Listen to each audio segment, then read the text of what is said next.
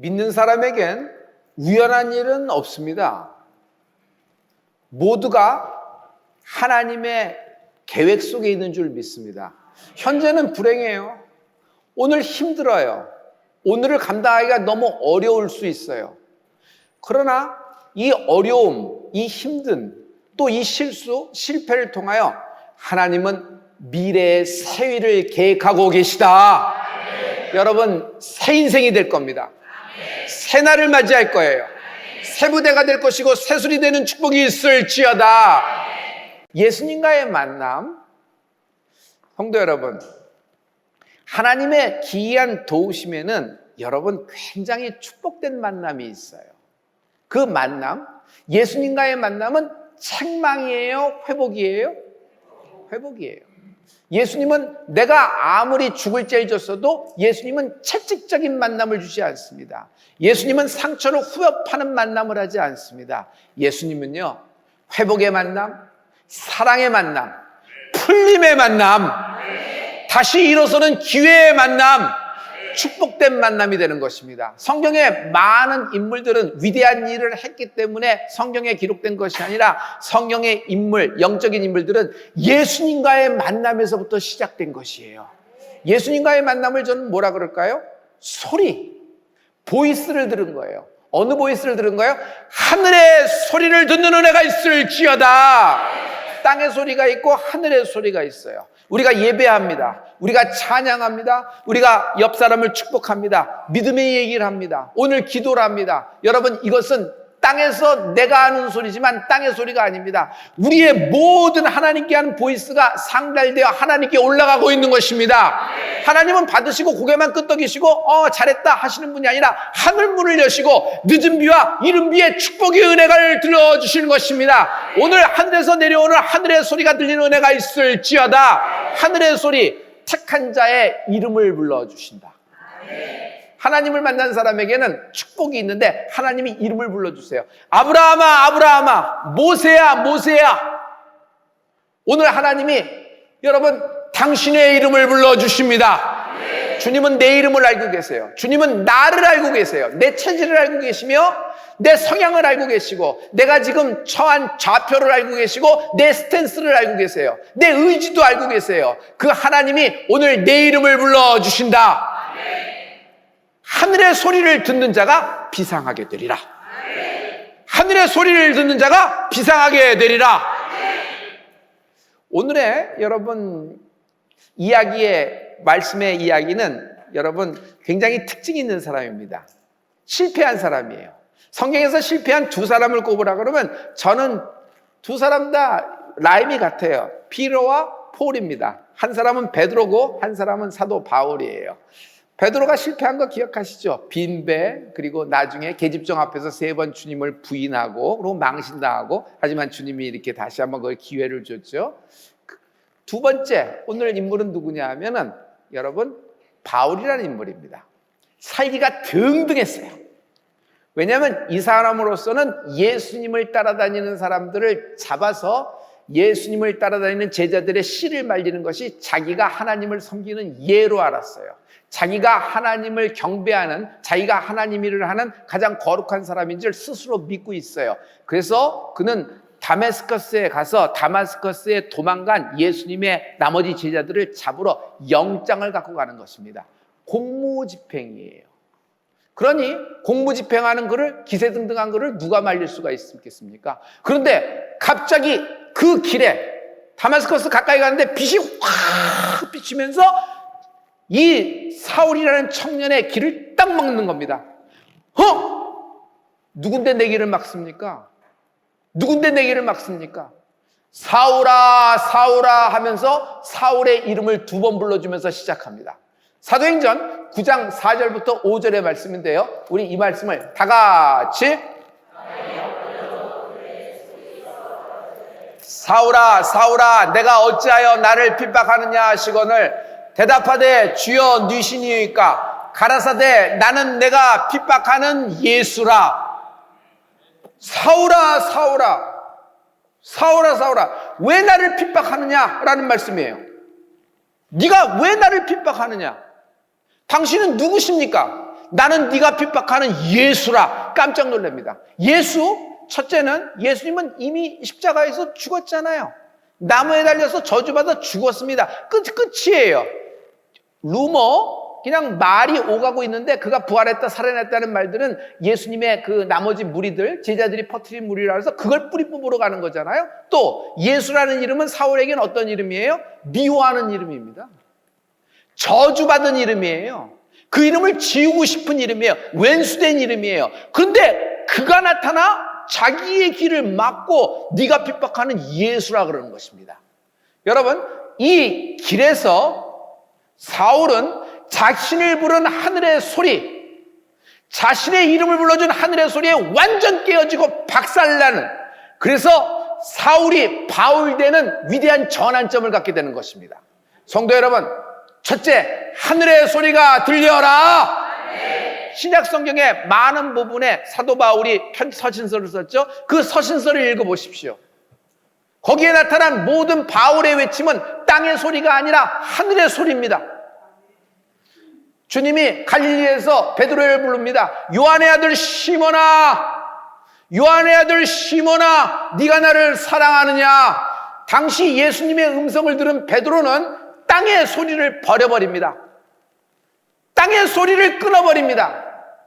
베드로 전서와 후서를 읽어보십시오. 이게 무식한 어부의 소리예요? 굴비가 어떻고 조기가 어떻고, 아니면 갈리에 있는 전문 지식의 소리예요? 물때가 어떻고 시간이 어떻고 어디가 그물이 어느 정도 내려야 되고 배가 어느 정도 나가야 되고 출항하고 어느 때 경매에 나가야지 가장 좋은 물고기에 금을 받을 수 있고, 이런 전문적인 지식의 이런 소리가 아니에요. 그가 한 모든 그 후에 한 이야기들은 여러분 하늘의 소리가 그를 통하여 나오기 시작하는 것입니다. 그래서 성령을 받은 베드로가 설교를 할 때 한 번 설교해 그러면 형제들아 우리가 어찌할꼬 하면서 3,000명이 외게 하는 은혜가 있다. 그러므로 오늘 내 귀에 하나님의 음성, 하늘의 소리가 들리는 은혜가 있을지어다. 오늘 우리가 예배합니다. 땅에 있지만 땅의 소리가 아닌 하늘의 소리를 듣기 위함입니다. 요한일서 4장 5절부터 6절의 말씀인데요, 우리 이 말씀을 다 같이 저희는 세상에 속한 고로 세상에 속한 말을 하매 세상이 저희 말을 듣느니라. 우리는 하나님께 속하였으니 하나님을 아는 자는 우리의 말을 듣고 하나님께 속하지 아니한 자는 우리의 말을 듣지 아니하나니 진리의 영과 미혹의 영을 이로써 아느니라. 세상에 속한 자는 세상의 말을 하는 겁니다. 하지만 하늘에 속한 자는 땅을 딛고 살고 있지만 하늘의 음성, 예수님의 그 말씀이 우리 입술을 통하여 선포되는 은혜가 있을지어다. 성도 여러분, 땅의 소리는 그때뿐이에요. 지나고 나면 퇴색합니다. 그 당시에는 굉장히 이렇게 효력이 있었어요. 하지만 시간이 지나고 보면 효과 없는 말이 되는 경우가 많지요. 그러나 하늘의 소리, 예수님의 말씀은요, 어제나 오늘 영원토록 동일합니다. 오늘 말씀 부분에 마지막에 있죠. 듣는 자는 살아나리라. 나사로가 들었네. 죽었잖아요. 끝난 거예요. 근데 땅에 묻혀서 없어진 인생인데 하늘의 소리를 들은 거예요. 나사로야 나오너라. 나사로가 걸어 나오는 것입니다. 할렐루야. 하늘의 소리를 들은 거예요. 돌라. 여리고성을 돌라. 하늘의 소리를 듣는 거예요. 그랬더니 마지막 날 찬송과 함성 소리와 함께 여리고성이 와장창 충장 추대장창 확 무너지잖아요. 그러므로 여러분이 지금 오늘 어떤 마음, 어떤 좌표, 어떤 형편에 있든지 하늘의 소리를 듣는 자는 살아나리라. 중요한 건 살아나리라는 거예요. 듣는 자는 살아나리라. 여기서 바울은요, 다메섹으로 가는 도중에 위대한 것을 딱 깨달은 것이 있어요. 그것이 바울을 바울되게 했다고 저는 생각하거든요. 이런 겁니다. 성도 여러분, 지금 바울이 하나님을 선택했어요? 하나님이 바울을 선택했어요? 맞아요. 지금 바울은 엉뚱한 믿음, 엉뚱한 곳으로 훅 가고 있어요. 지금 그 상태 그대로 그 형편 그 마음 갖고 그대로 직진하여 다메섹 가면요, 그 길은 지옥으로 가는 길입니다. 그 길은 하나님과 원수되는 길이에요. 그런데 하나님은 이 바울을 사랑하셨어요. 그래서 다메섹으로 도착하기 바로 직전에 주님이 직접 환상 가운데 나타나 그의 길을 가로막는다. 할렐루야, 할렐루야. 그러므로 성도 여러분, 우리가 하나님을 선택한 것이 아닙니다. 하나님이 날 먼저 선택하신 것입니다. 하나님이 먼저 날 사랑하신 것입니다. 그래서 지금 오늘 여기서 우리가 하나님을 예배하고 있는 줄 믿습니다. 그래서 훗날 내가 너를 왜 선택했는지에 대해서 하나님이 15절에 말씀하고 계세요. 사도행전 9장 15절의 말씀입니다. 우리 이 말씀을 다 같이. 주께서 가라사대 가라, 이 사람은 내 이름을 이방인과 임금들과 이스라엘 자손들 앞에 전하기 위하여 택한 나의 그릇이라. 이 사람은 나의 그릇이라는 거예요. 예수님이 하나님의 그릇. 그릇은 그 안에 무엇을 담느냐가 가장 소중해요. 여러분, 그 안에 번데기 담으면 번데기 그릇입니다. 그 안에 여러분 음수를 담으면 음식물 쓰레기 그릇이에요. 그 안에 그러나 진주, 다이아몬드를 담으면 어떻게 했어요? 그런데 하나님이 하나님의 그릇을 만드는데 그 인생 자체에 대한 뭘 담았어요? 예수님의 보혈, 예수님의 복음, 성령의 역사. 그러면서 뭐라고 하냐면 너는 나의 택한 그릇이라는 거야. 택한. 네가 나를 알지 못하였다. 네가 나를 선택하지도 않고 네가 나에게 뭐 한 것이 없다. 오히려 나에게 반대되고 나의 원수되는 거고 너는 멸망의 길로 저벅저벅 간다. 그러나 나는 너를 선택했기 때문에, 다시 나는 너를 미리 섭리하였기 때문에, 너는 나의 뜻을 갖고 태어났기 때문에 내가 너의 저주의 길, 지옥으로 가는 길, 나와 원수되는 길을 내가 가로막고 너를 내게로 다시 불러들이는 예수님을 찬양합니다. 할렐루야. 이방인의 사도가 되는 것입니다. 후에 이 사도 바울의 9장에서의 예수님을 만나는 이 장면을 후에 여러분 사도행전의 거의 마지막 부분에 26장에서 좀 더 디테일하게 자세하게 설명하고 있어요. 사도행전은 누가가 기록한 것입니다. 의사죠. 근데 그가 그 만났던 순간에 귀중한 어떤 그 부분을 26절에서 다시 반복해서 얘기하는 부분이 있거든요. 사도행전 26장 13절부터 15절의 말씀입니다. 우리 이 말씀을 다 같이. 왕이여, 때가 정오나되어 길에서 보니 하늘로서 해보다 더 밝은 빛이 나와 내 동행들을 둘러 비추는지라. 우리가 다 땅에 엎드러짐에 내가 소리를 들으니 히브리 방언으로 이르되, 사울아 사울아, 내가 어찌하여 나를 핍박하느냐. 가시체를 뒤발질하기가 내게 고생이니라. 내가 대답하되, 주여 뉘시니이까. 주께서 가라사대, 나는 내가 핍박하는 예수라. 가시체를 뒷발질하기가 라는 얘기 있죠. 뒷발질, 가시체. 황소가 있어요. 농부가 밭을 갑니다. 그러면 황소가 움직여줘야 돼요. 황소가 이렇게 움직이다가 못된 황소가 엉덩이에서 뿔 난다고 괜히 반항이에요. 하기 싫거든요. 근데 자꾸 농부가, 주인이 자기를 몰고 가니까 싫은 마음에 반항하는 마음으로 그가 어떻게 표현을 해요? 발길질을 하는 겁니다. 뒤로. 발길질을. 여러분, 말이 뒷발길질할 때 가슴을 맞으면 사람이 사망하게 됩니다. 근데 황소가 또 이렇게 되면 이건 보통 일이 아니에요. 그래서 농부는, 유능한 농부는 황소의 이 반항심을 잘 알기 때문에 가시체를 둬요. 가시체는 뭐냐면 황소가 뒷발질을 할 때 뭐냐면 뒷발질 할수록 자기의 종아리나 자기의 발이 나무 가시에 찔리게끔 만드는 거예요. 뾰족하게 만들어서. 할 때마다 지가 아프지.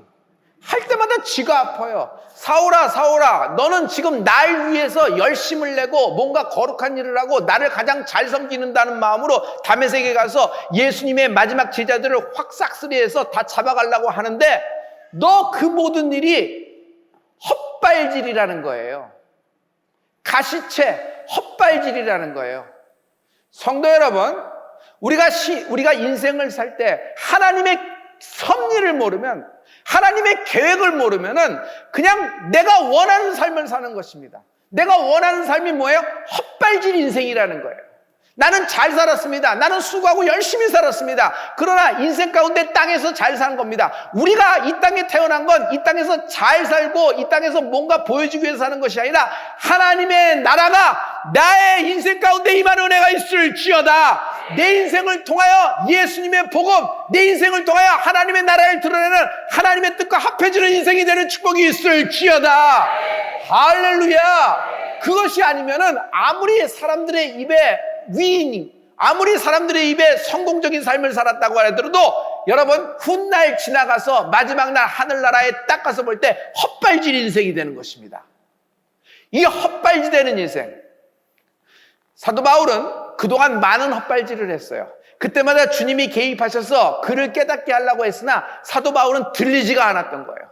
보이지도 않았던 거예요. 그런데 마지막에 다마스커스 가서 잡으러 갈 때 이건 마지막에다 순간하고 주님이 직접 사울의 길을 가로막고 환상 가운데 사울을 만나주시며 사울을 다시 하나님의 섭리 가운데 끌어당기신다. 끌어당기신다. 여러분, 섭리는 하나님의 디자인이에요. 하나님은 당신에게 뜻을 갖고 계세요. 우리는 그냥 어머니, 아버지 환경 속에서 태어난 존재가 아닙니다. 여러분, 여러분의 가족사가 있고 여러분의 인생에 어떤 굴곡들이 있을 겁니다. 어느 순간은 실수도 했고 어느 순간은 실패도 했을 겁니다. 그러나 그 많은 것들을 운명적이나 팔자로 해서 천연한 듯 받아들이면서 내 인생은 내일이 없다, 내 인생은 절망이다 라고 생각하는데 그렇지가 않습니다. 비록 그런 모든 어두움, 그런 실수와 실패에서 아주 마음이 쓰리죠. 마음이 상하고 마상이 굉장히 많아요. 그렇다고 할지라도 여러분 이걸 깨달으셔야 돼요. 예수 믿는 우리에게는 하나님의 섭리가 그 안에 있다. 지금 오늘 나는 내 눈앞에 닥친 내 현실의 일들을 처리하기 바빠요. 이거 막아내기 바쁘고 이거 어떻게 이렇게 잘 넘어가기로 해나요? 그래서 순간순간마다 그런 결정을 하고 가는 겁니다. 그래서 내 인생은 왜 이렇게 힘드나, 어떻게 할 수가 없나 하면서 마지막에 좌절도 되고 절망도 되는 것이죠. 그러나 훗날 보세요. 몇십 년이 지나서 다시 오늘을 되돌아보세요. 그러면 다시 보면은 이 시점은 뭐가 되냐면 그런 어려움이 있었고 그런 슬픔과 그런 좌절과 그런 질병도 있었다. 맞다. 팩트다. 그러나 그 속에 하나님의 날 향한 섭리가 있었다. 그 섭리가 나를 붙들어 오늘 나를 있게 하였도다. 성도 여러분, 이 세상에 잡초란 없습니다. 우리가 생각할 때 밀밭에 벼가 나요? 밀밭에 벼가 나요? 벼는 소중하죠. 그러나 벼가 잡초입니다. 밀밭에 나오면. 보리밭에 밀이 나요? 밀도 귀한 겁니다. 그러나 보리밭에 밀이 나면 밀은 잡초입니다.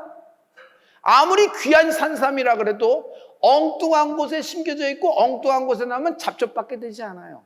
산삼이 산삼이 되는 것은 그 자리에 있기 때문이에요. 그리고 그 사람의 눈에 띄었기 때문이에요. 여러분 마찬가지예요. 여러분 우리가 인생을 살면서 가장 중요한 건 하나님의 때가 있어요.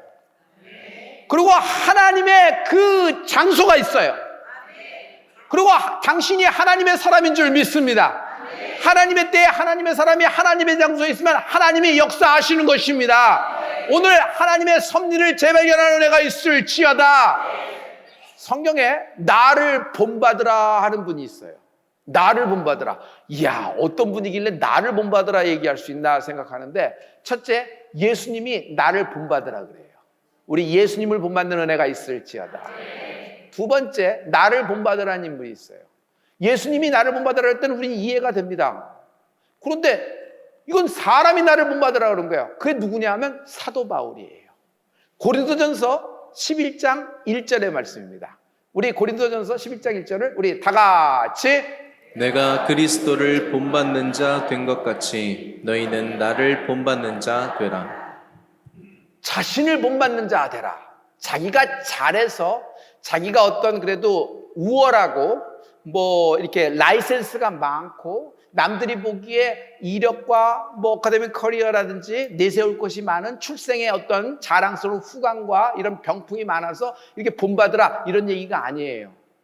그가 그 본받으라고 얘기하는 것은 이런 뜻이 아니라 하나님의 섭리에 발견되는 은혜가 있을지어다.